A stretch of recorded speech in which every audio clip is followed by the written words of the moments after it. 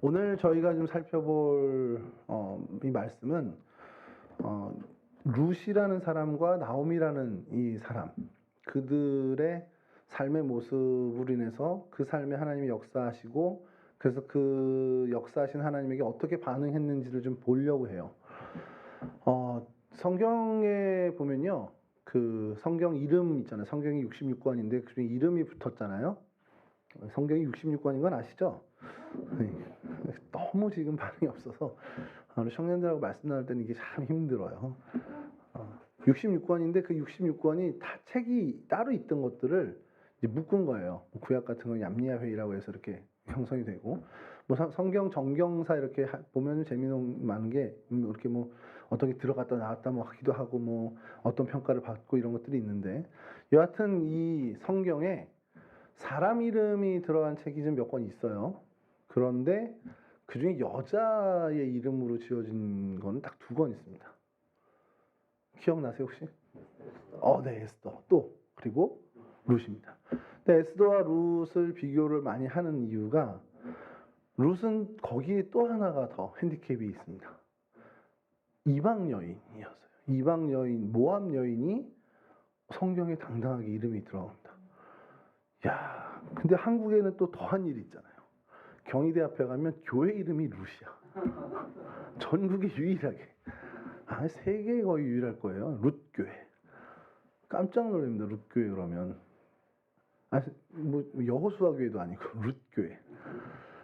사연이 많아요. 그 교회 그 설립하신 분이 사실은 어떤 목사님이 설립하신 게 아니고 그 설립자 지장로님이라는 분이신데, 이제 대한수도원에서 오래도록 기도하셨던 분이 이쪽에 이제 기도처를 이제 같이 만들기 위해서 여러분이 같이 모여서 기도하는데, 이 부녀자들이 모였단 말이에요. 그러니까 거기 홈페이지 가면 나옵니다. 우리 룻이 보아스의 마당에 가서 이렇게 나달을 줍는 것처럼 이제 복음으로 이 떨어진 알곡들을 줍자. 이제 그런 마음으로 룻이라는 이름으로 교회를 짓고, 그러다 이제 전영문 목사님이 이제 목사님으로 부임을 해서 이제 교회가 이제 딱 됐죠. 하여튼 그 되게 희한한 어떤 스토리를 갖고 또 되게 독특한 이름을 가진 교회인데, 제 친구가 이제 경희대를 입학한 친구가 있었어요. 제가 이제 1학년 때 그 친구를 만나러 여기로 왔죠. 와서 이제 그때 막 성경의 지식이 막 들어갈 때잖아요. 그래요. 신학교 들어가면 일단 막 성경을 막 고등부 때 그것과는 완전 클래스가 다르게 막 성경 지식이 들어가고 막 귀동냥도 하고 그러면서 막 그냥 어깨가 막 이렇게 올라가면 교만이 막 정수리 넘칠 때예요. 그러니까 룻이라는 그거 딱 보면서 룻 저 뜻이 뭐지? 이렇게 하면서 이렇게 얘기를 한단 말이에요. 그 친구한테 이렇게 지나가다 걔가 딱 보던 교회가 있으니까, 저는 신학생이고, 그러니까 야, 저 교회네. 그래서 야, 저 교회 뭔지 알았더니 친구 교회 그러는 거예요. 깜짝 놀란 거야. 이 룻이라는 이름이 친구라는 뜻을 갖고 있거든요. 친구. 이 경영학과가 어떻게 알지? 되게 충격을 받은 거예요. 그 자리에서. 그래서 계속 뭘 얘기하고 이제 대화를 하는데도 그냥 딴 거 신경 안 쓰고, 그거 얘가 어떻게 알았지? 난 신학생이니까 이제 나도 안 건데, 얘가 어떻게 이걸 알았지? 경영학과에서 가르칠 리가 없는데? 그래서 이제 나중에 좀 자존심 상하면 물어봤죠. 너 저거 어떻게 알아? 저 뜻을 어떻게 알았어? 그랬더니 걔가 뭐? 내 친구 다니는 교회야? 딱 그러더라고요. 자기 친구 교회를 그냥 친구 교회를 한 걸 제가 잘못 알아들은 거죠.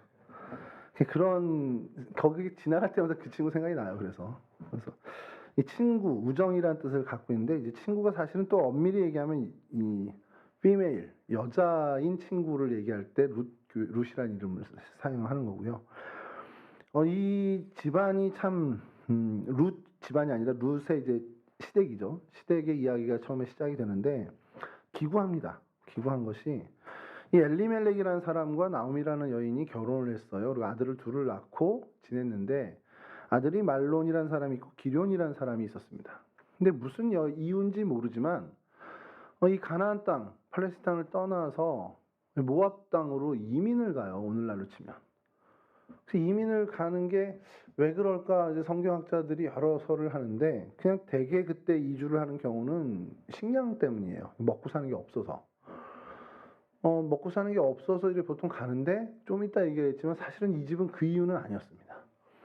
그래서 어쨌든 가는데 가서 모압 며느리 둘을 봐요. 근데 이 아들 둘이 남편도 다 죽습니다. 그 나오미 입장에서는 얼마나 비극적입니까?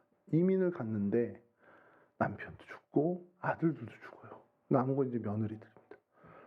며느리들이 이 시어머니하고 무슨 관련이 없잖아요, 사실은. 그러니까 떠나라고 이제 얘기를 하는 겁니다. 그랬더니 이제 둘째 며느리는 떠나가고 첫째 며느리가 너도 가라 그랬더니 오늘 우리가 읽은 본문처럼 절대 안 떠납니다.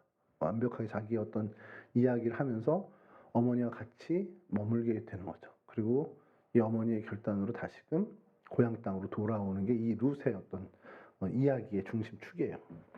그래서 그런 어떤 보면서 이제 생각이 드는 게 시대가 어느 시대냐면 이게 사사 시대입니다. 정확히 언제라고 나오진 않는데 에훗 정도의 시절이 아닐까라고 이제 성경학자들은 얘기를 해요. 이제 흉년이 들어서 유대 땅, 특히 이제 베들레헴 땅에 생활이 어려워졌다. 그래서 사람들이 이제 지리적으로 이제 그 풍족하다고 생각하는 이 모압 땅으로 이주하게 되는 어떤 그런 시대가 있었다는 거죠. 그러니까 뭐 이 집안만 간 게 아니라 많은 경우가 이렇게 좀 오고 가면서 좀 풍성한 지역으로 옮기는 일들이 좀 있었다라는 겁니다.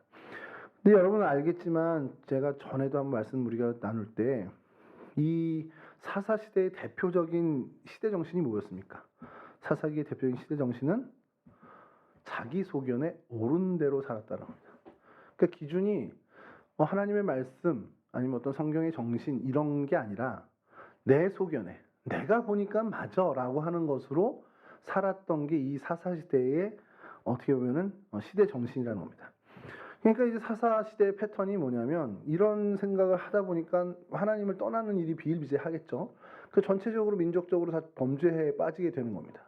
근데 하나님이 그걸 가만히 두고 보시지 않죠. 여러분 그런 게 있습니다.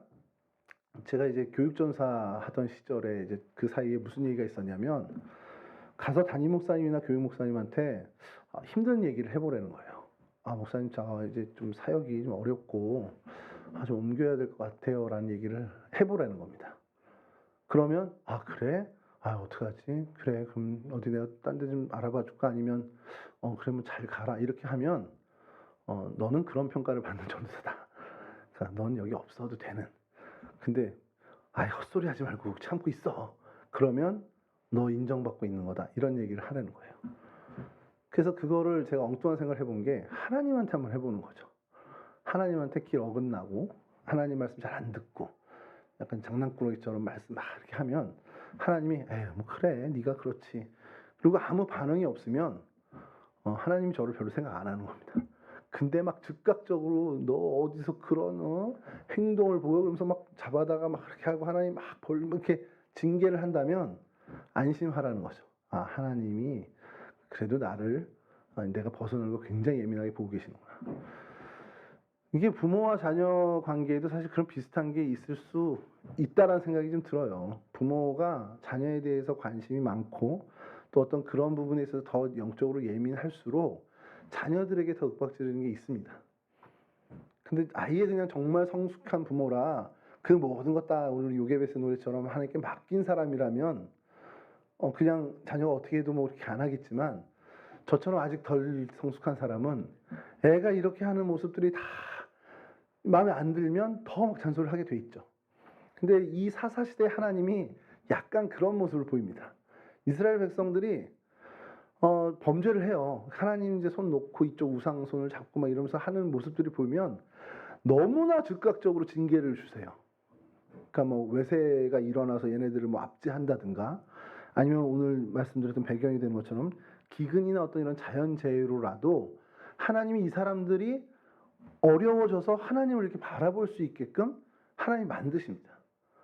그러니까 하나님이 범죄한 이스라엘 백성들을 예민하게 보시는 거죠. 그러니까 그만큼 관심 갖고 사랑하고 계신 거예요. 자, 그럼 이제 그런 어려움을 당하니까 이 이스라엘 백성들이 어떻게 해요? 너무 사는 게 힘드니까 하나님을 쳐다보는 거죠. 그러고서 하나님께 하나님 우리가 뭔지 모르는데 잘못했나 봐요. 하나님 우리를 도와주세요. 그래서 막 애걸복걸합니다. 그럼 하나님이 그때 짜잔 하고서 사사를 보내는 거죠. 그 사사를 통해서 이방에 압제했다면 압제를 어떤 문제를 해결해 주십니다. 자, 그러면 이제 평화를 다시 찾게 되겠죠. 하나님의 구원을 얻고 평화를 다시 찾아요. 평화를 다시 찾으면 다시 반복하면 안 되잖아요. 안 그래요? 이게 자꾸 저희 집 얘기를 하면은 그렇지만 오늘은 뭐 안 들을 테니까. 저희 아들이 게임을 좋아합니다. 비밀입니다. 우리끼리만. 들어가서 제가 방문을 이렇게 딸아이 방문을 이제 노크라고 들어가는 경우가 많지만 아들 방문은 그냥 들어가거든요. 들어가면 우리 아들이 10번 중에 8번은 게임을 하고 있어요. 한 2번 정도 숙제를 하고 있고. 뭐 2번만 보고 만족을 하라고 하시는데 우리 주변 사람들은 10번 아닌 게 어디냐 이러는데 들어가면 게임을 하고 있고. 그래서 특단의 조치를 한번 내린 적이 있습니다.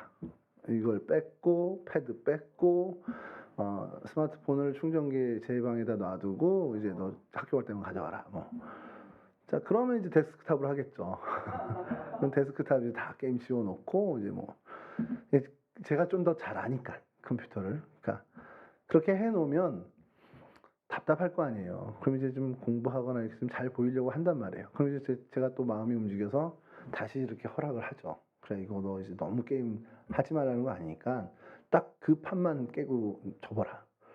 그래서 뭐 그 빌런 하나 딱 없애면 그 판이 클리어 되니까 그냥 거기까지만 다시 시작하지 말아라. 이제 그렇게 얘기를 하는데 며칠이나 가겠습니까 그게.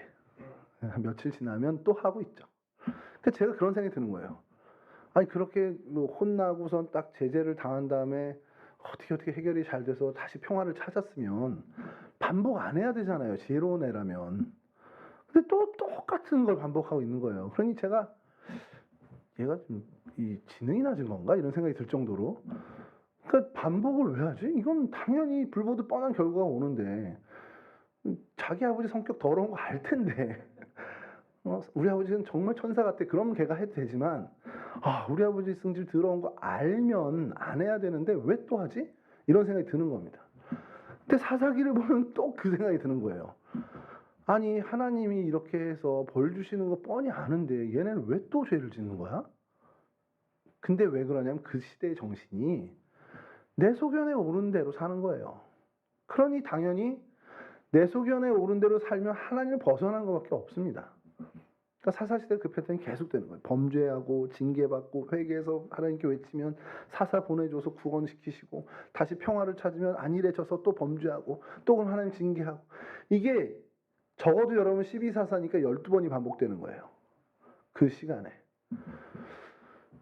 이 기근, 이 아비멜렉과 나오미가 모압 땅으로 떠나게 됐던 그 기근도 어찌 보면 당시 하나님이 이스라엘 백성에게 내린 중징계까지는 아니더라도 회개할 수 있는 기회로 하나님이 주시는 징계에 가까울 수 있었다라는 겁니다. 이게 사사시대니까 그렇게 해석할 수가 있다는 거죠. 자, 그런데 그들이 그런 징계를 받았을 때 이 패턴대로만 하나님 우리에게 어려움을 건져내 주십시오라고 해서 그 자리를 머물렀었다면 이 일을 당하지 않았을 텐데 이들은 그들의 소견대로 모압 땅으로 이주하는 걸 선택을 합니다. 그러니 팔레스타인에 남아있는 가나안 땅에 남아있다라는 걸 가정했을 때보다도 훨씬 더 혹독한 징계에 가까운 비극을 얻게 됐다는 거죠. 그러나 뭐 하나님은 그 안에서도 얻게 된 룻을 통해서 하나님의 뜻을 이루어 가시는 분이셨죠. 그런 것들 때문에 보면은 그래도 하나님이 그 극한 속에서도 하나님의 일을 선한 일을 하시는구나라고 우리는 보게 되지만 여하튼 인간적으로 그걸 봤을 때는 참 애석합니다. 그리고 더 애석한 것이 뭐냐면 이 엘리멜렉이라는 사람의 이름 뜻이 하나님은 왕이시다라는 뜻이에요. 이름이 얼마나 근사합니까? 하나님은 왕이시다. 그 아버지가 그 이름을 지을 때 그 아버지 신앙이 그랬을 거 아니에요. 하나님이 진짜 우리의 왕이야. 너의 삶의 참주인 근데 그 이름을 가진 사람이 그 이름에 걸맞지 않게 왕의 어떤 생각과 왕의 어떤 정신이 아니라 전혀 다른 하나님이 왕이 아닌 것처럼 자기가 왕이 돼서 자기의 뜻에 맞게 모압으로 이주하는 선택을 했다라는 겁니다. 그러니까 그게 참 안타까운 거죠. 하나님이 왕이시면 하나님의 법도에 따라 사는 게 맞는데 그렇지 못했다는 거. 자, 그래서 이 부분에 대해서 그렇게 좀 마무리하고 제가 좀 나름대로 좀 찾아보고 했는데 이게 참 그런 게 이거 우연을 통해서 하나님이 참 저에게 은혜를 주신 건데 룻이라는 사람을 성경 인물로 해서 설교를 할 기회가 생겼어요. 지난 수요일이죠. 꽤 몇 달 전일 텐데. 근데 그 준비를 하면서 이 기럝이랑 말론이란 이 나오미 아들 이 둘을 우연하게 보게 된 겁니다. 관심을 갖게 된 거죠. 그래서 여러분 찾아보는데 나옴이란 이름은 희열이란 뜻입니다. 기쁨이란 뜻입니다. 아들이 있어요. 말론과 기럐이 있는데 이 이름 뜻을 찾는데 많이 헤맸습니다. 성경사전에 잘 안 나오고 해서 뭐 찾고 해서 겨우 찾았는데 이 말론이란 뜻은 병약이란 뜻이에요. 그러니까 아프다란 뜻이에요.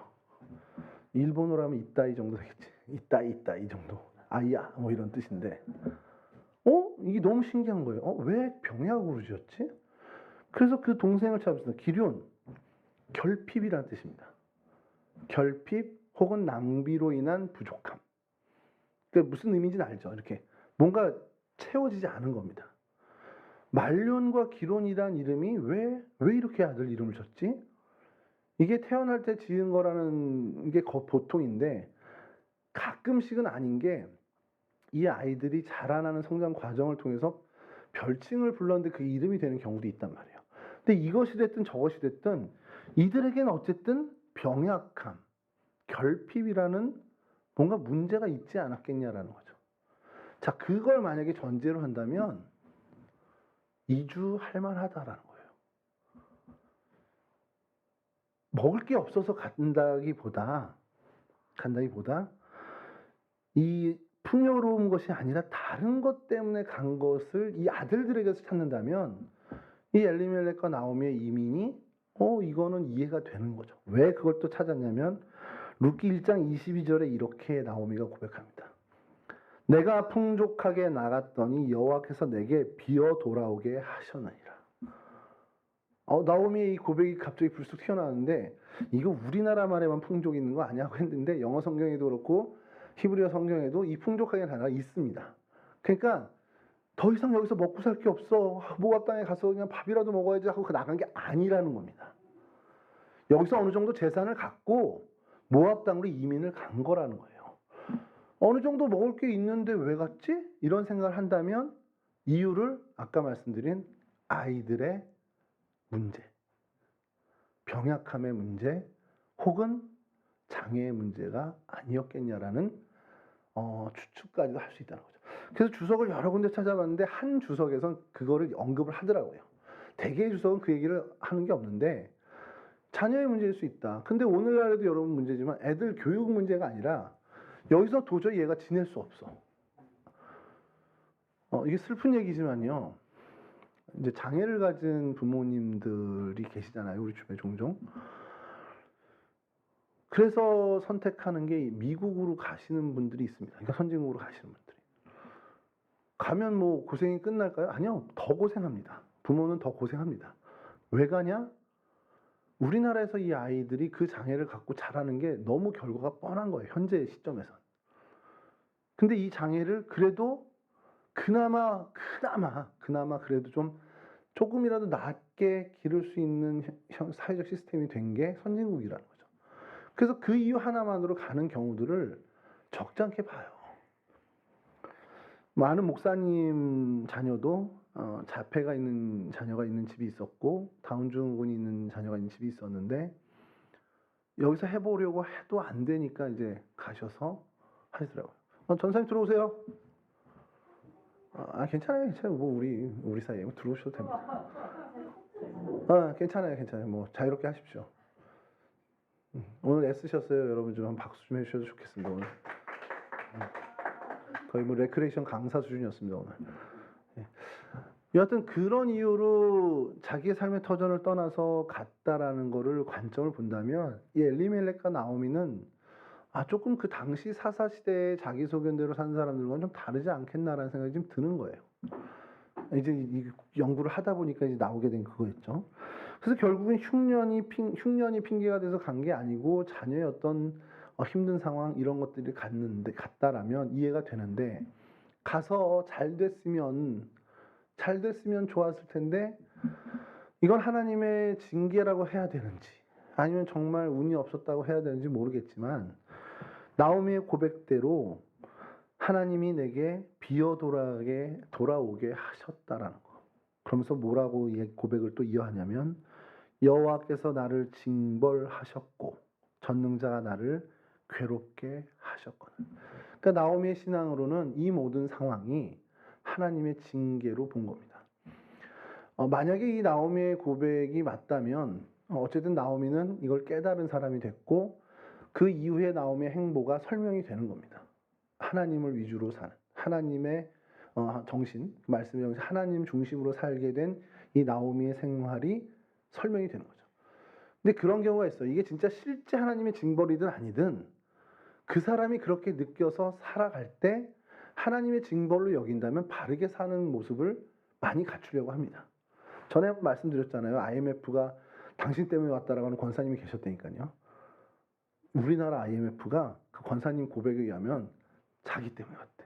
자기를 깨우치게 하기 위해서. 그래서 권사님 하나 깨우치기 위해서 하나님이 너무 크게 일하셨는데요.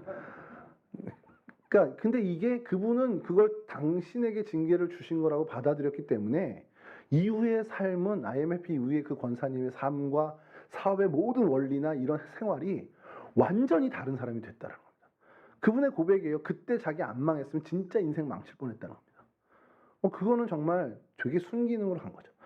어쨌든 나오미의 이 일이 그의 가정에 일어난 이 비극이 나오미에게는 어마어마한 어쨌든 전환점이 됐고 사실은 하나님의 큰 역사의 경륜 속엔 굉장히 큰 역할을 하게 된 순기능을 갖게 된 선하게 하나님이 쓰신 일이 됐다라는 겁니다. 그러니까 하나님의 놀라운 섭리는 저희가 계속해서 정말 신비로밖에 여길 수가 없다라는 거죠. 여하튼 이 나오미, 그럼 나오미가 정말 어떤 역할을 했길래 우리가 이렇게 좀 성경에서 나오미를 우리가 주목하면서 이야기를 할 수 있냐? 그것은 룻입니다. 나오미의 열매는 룻이에요. 룻 그러면은 뭐 효심이 깊어요. 뭐 어떻게 보면 신앙이 어떻게 바라요. 뭐 이런 얘기들을 하잖아요. 룻에 대해서 이렇게 얘기하면 어떤 얘기를 하냐면 효심 있는 며느리였다. 그다음에 긍정적인 삶을 사는 사람이었다. 그리고 많은 이들에게 인정받은 사람이었다라는 게 룻에 대한 어떤 책이나 연구는 다 공통되게 그렇게 얘기합니다. 여인이라는 한계를 극복했죠. 과부라는 신분을 극복했죠. 이방인이라는 어떤 출생의 한계도 극복한 사람. 그래서 그리스도의 어떻게 보면은 그 조상으로 하나님께서 쓰임받는 사람이라는 겁니다. 당연히 그때 당시에 모압, 그리고 성경의 정신으로 모압 여인이 이런 위상을 갖게 됐다는 건 정말 인생 역전이라고 할 수 없는 그 관점에서 서술할 수밖에 없습니다만 여하튼 우리가 룻에 대해서 그렇게 얘기하는 거죠. 그리고 그 모든 건 결국 룻의 믿음으로 인해서 어머니의 하나님이 나의 하나님이 될 것입니다라는 그 믿음으로 이 일이 가능하게 됐다라는 거예요. 자, 그런데 이 룻을 정말 우리가 칭송하면서 여하튼 우리가 빼놓을 수 없는 건 그럼 룻이 어떻게 룻이 됐는데 그 얘기를 할 때 나오미를 뺄 수 없다라는 겁니다. 나오미가 여러분 생각해 보세요. 이방인 룻이 하나님을 어떻게 알아요? 하나님에 대해서 어떻게 경험하겠습니까? 유일한 창구는 하나예요. 나오미밖에 없었습니다. 나오미에 의해서 하나님을 만나게 됐고 나오미에 의해서 하나님을 알아가게 됐고 나오미 때문에 하나님의 사람이 되어갔다라는 거예요. 오늘 이 본문을 보면서 저는 그런 우리 청년들이 깨달았으면 좋겠는 게 그래 나도 룻과 같이 정말 내 한계를 다 뛰어넘는 그런 크리스찬 됐으면 좋겠다는 소망을 가졌으면 좋겠습니다. 이게 첫 번째죠. 여러분들이 인생을 살다 보면 벽이 있어요. 벽에 부딪힐 겁니다. 이게 내 한계인가? 이걸로 내가 여기밖에 못 가나? 있을 겁니다. 그거를 보기 좋게 넘을 수 있는 것은 결국 하나님입니다. 여러분들이 하나님과 함께 그 한계를 넘어설 수 있습니다. 그래서 여러분들에게 어떤 한계가 오게 될지 모르겠죠. 저도 뭐 여러분들이 인생 속속들이 아는 게 아니까. 근데 여러분들이 한계를 마주쳤다. 이게 정말 벽이구나. 이게 강목사님 그때 설교 중에 했던 한계가 이건가 보다라는 느낌이 드나면 정말 하나님께 매달리십시오. 하나님이 여러분들이 그 한계를 넘어서도 같이 하시면서 여러분들을 더 한층 성숙된 크리스찬으로 빚으시고 그래서 여러분들 분명히 쓰실 거란 말이에요. 그 한계를 넘어선 크리스찬으로 하나님이 여러분들의 삶의 자리에서 사용하실 텐데 그 믿음 갖고 일단은 그 한계를 넘는 게 첫 번째고 또 하나는 여러분만 그런 사람 되지 않았으면 좋겠다는 거예요. 정말 가깝게는 여러분들의 믿음의 후배들이 여러분이 룻처럼 극복하는 그것처럼 여러분들 그들을 룻으로 좀 만들어주는 역할을 했으면 좋겠어요. 그러니까 쉽게 얘기하면 오늘 본문에 나오미 역할을 좀 했으면 좋겠다는 겁니다. 한국 교회에 특히 우리 교회들을 보면서 답답한 게 뭐냐면 여러분 우리 어르신들 돌아가시면 다 천국 갑니다. 저희 동성교회도. 아닐 것 같아요? 나중에 가봐요. 다 만나요, 천국 가면. 걱정 안 해요. 지금 한국교회 저는 어르신들 65세 이상의 어르신들 전 걱정 안 합니다. 그분들 한국교회 코로나 2번, 3번 더 와도 아무 문제 없습니다. 그분들 신앙 전혀 영향 없어요. 교회 못 온다고 만약에 정말 막혀. 길이 막히고 홍수나 수해가 나서 교회 못 와. 그분들 신앙 흔들릴 것 같아요? 안 그렇습니다. 근데 뭐가 문제인지 아세요? 그 다음 세대입니다. 여러분 벌써 드러나잖아요. 코로나 이제 교회 오는 거 제재하는 거 없습니다. 어느 회사에서 제재하는지 알려주세요. 이거 신고해도 돼 이번에는. 없어요. 없고 눈치 보는 것도 없습니다. 근데 옵니까? 안 와요. 왜 안 오는지 아세요? 물어보면 그래요. 그래도 아직 좀 끝난 게 아닌데요. 끝난 거 아닌데 야구장 가던데? 그분들은 다 뭐야 교회는 안 오고 콘서트 가고 극장 다 갈 거 가던데요. 여러분 편해졌습니다. 예배당 오는 거 오늘은 말자.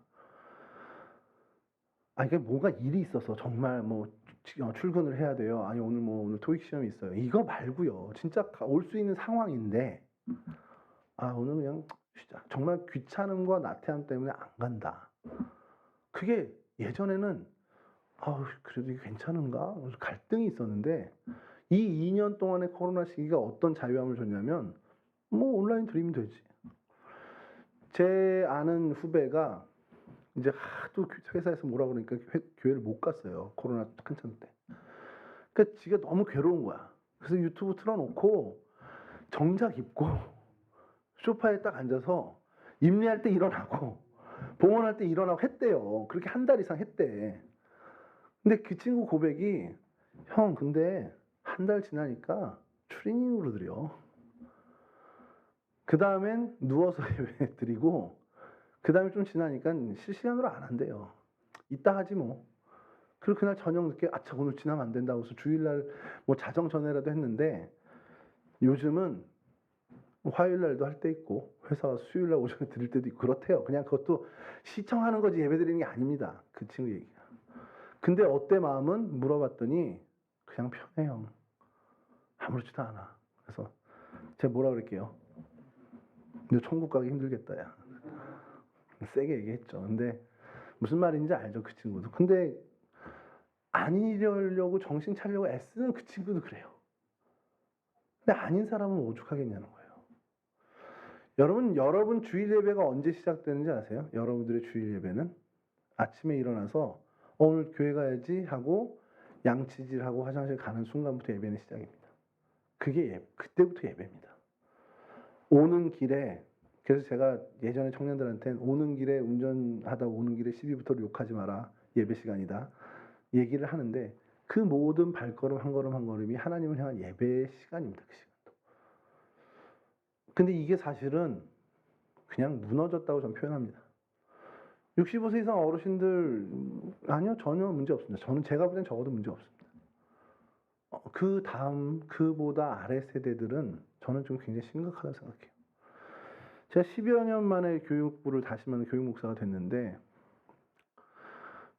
정말 어렵습니다. 어떻게 해야 될지 모르겠어요. 정말 답을 찾기가 너무 어렵습니다. 이것도 해보고 저것도 히브리 교육에 하브루타를 우리 교회도 해볼까 별거 다 생각했는데 좋은 소스를 몇 개 찾았어요. 실제로 작년하고 올해. 근데 우리 교회 학교에 적용해 볼까 했는데 적용이 안 돼. 일단 와야 적용이 되지. 와야 적용을 하죠. 그럼 찾아가서 해? 요즘 집에 찾아갈 수도 없잖아요. 그럼 어디 카페에서 만나서 하면 좋은데 그걸 좋아하는 세대냐고요. 만나자 그래도 싫어할걸요. 왜요? 교회에서 봐요 이러지. 그럼 어떻게 해야 되냐? 어떻게 해야 돼요? 제가 그래도 그나마 찾은 게 우리 중고등부 학생들이나 유초등부 애들 보면서 느끼는 것이 목사님은 부담스러워하고 선생님은 부담스러워해도 형하고 누나들은 소통이 되네? 그럼 여러분들이 할 일이 생긴 겁니다. 우리 혜린자매 특히 우리 막강한 영향력을 갖고 계신데 그들에게 나오미가 되어주셔야 됩니다. 혜린자매를 통해서 혜린자매 후배들이 하나님을 경험하게 되고 크리스찬이 저렇게 사는 거구나라는 걸 경험하게 해주셔야 돼요. 그게 여러분들에게 쥐어진 십자가입니다. 좀 부담스러울 수 있겠지만 그 십자가 지셔야 돼요. 여러분들의 후배를 위한, 그들을 룻으로 만들 여러분들이 나오미가 되셔야 됩니다. 그게 우리 동성교회 이 정말 뭐 작으면 작다 할 수 있는 우리 공동체에게 하나님 주신 의무고 십자가입니다. 되게 부담되죠? 우리 승혁 형제 희원이한테 일단 나오미가 되어주셔야 되고, 어렵겠지만 우리 후배들이든 친구들, 뭐 나이가 많은 선배도 좋아요. 여러분들이 요만큼이라도 영향력을 줄 수 있는 이에게 여러분들의 신앙의 모습을 통해서 하나님을 경험하게끔, 그래서 그가 볼 때 세준이 하나님이 나의 하나님이 됐으면 좋겠다, 세준 형의 하나님이 나의 하나님이 되어야 되겠다, 이런 결단이 일어나게끔 여러분들이 그런 삶의 그런 신앙의 행보를 걸어가 주셔야 됩니다. 선생님들이 하면야 되겠죠. 선생님들 잘 사니, 저렇게 잘 바르게 사시니까. 근데 만나질 않잖아요. 일단 선생님들하고 접점을 안 하잖아요. 예전에 제가 청년부를 맡았을 때는 그 나이 차이가 많이 안 나서 그랬는지 모르지만 그냥 거의 저녁마다 만났어요. 이 제기동 일대, 뭐 안암동 여기를 그 무진장이라는 데가 있었거든요. 해장국집. 그냥 뻑하면 거기서 뭐 새벽 예배 끝나고 만나서 밥 먹고. 근데 요즘 우리 청년들하고 제가 그러자 그러면은 교회 안 나온다 그럴까 봐 걱정이에요. 그렇게 많이 하자 그러면. 그러니까 결국엔 여러분들의 몫입니다. 여러분들. 우리 내년에 11명의 청년부가 새로 올라옵니다. 올라와야 됩니다. 근데 실제로 지금 중고등부엔 3명이 있고요. 나머지 친구들은 우리 교인분들의 자녀들이고 이 교회를 출석할 수 있을지 없을지 미지수인 친구들도 많습니다만, 그게 뭐 1명이 됐든 11명이 됐든 상관없죠. 그들에게 여러분들이 나오미가 되어 주셔야 됩니다. 지금부터 준비하셔야 돼요. 제가 나오미가 될 수는 없습니다. 저는 그냥 큰 틀에서 여러분들을 위해 기도하는 목회자이죠. 그들이 하나님을 만나고 경험하는 실제적인 일은 선배인 여러분들을 통해서입니다. 여러분, 하나님이 여러분들을 정말 나오미로 쓰셔서 여러분들을 누군가의 나오미로 삼아 그를 룻으로 만드는 일을 하시게끔, 또한 여러분 역시도 룻이 되어 누군가로부터 영향을 받은 룻이 되어 정말 그 한계를 뛰어넘는 그러한 믿음의 승리자가 되는 것, 그 일들이 여러분들의 삶 가운데 넘쳐나기를 정말 주님의 이름으로 간절히 축원합니다. 잠깐 기도하겠습니다. 하나님, 우리를 하나님의 백성 삼아 주시니 감사합니다. 하나님을 나의 하나님으로 섬길 수 있도록 은혜 주시니 감사합니다. 하나님, 나의 삶의 주인 되어 주시고 내 인생의 정말 주권자 되어 주셔서 정말 하나님 말씀의 정신으로 이 땅을 살아가는 우리 청년들 모두가 될 수 있도록 도와주시옵소서. 그렇게 내 소견에 옳은 대로가 아닌 하나님의 말씀의 정신으로 살아가는 거룩한 백성 되게 해주시고, 그래서 하나님 우리를 정말 둘러싸는, 우리가 맞닥뜨리게 되는 모든 한계를 뛰어넘는 진정한 승리자의 삶을 사는 우리 동성의 모든 청년들이 될 수 있도록 도와주시옵소서. 하나님, 그렇게 믿음의 승리자로 살아가는 저희들을 통해서 또 다른 누군가가 믿음의 승리자가 될 수 있도록 오늘 본문에서의 나오미와 룻과 관계처럼 우리를 하나님 나오미로 삼아 주셔서 우리 주변의 누군가가 정말 한계를 넘는 룻으로 성장하는 그 귀한 일에 우리 각자를 사용해 주시는 그 놀라운 은혜를 맛볼 수 있도록, 그 은혜 누릴 수 있도록 도와주시옵소서. 그러기 위해 짊어져야 할 십자가가 있다면 아멘으로 순종하며 짊어질 수 있는 그런 믿음의 대가들이 되는 우리 청년들이 될 수 있도록 주님 도와주시옵소서. 우리의 삶의 현장 가운데도 늘 함께해 주시고 하나님과 더불어 함께함으로 정말 믿음으로 승리하여 나아가는 우리의 삶의 자리가 될 수 있도록 하나님 이 한 주간도 지키시고 인도하여 주옵소서. 감사하며 예수 그리스도 거룩하신 이름으로 기도합니다. 아멘.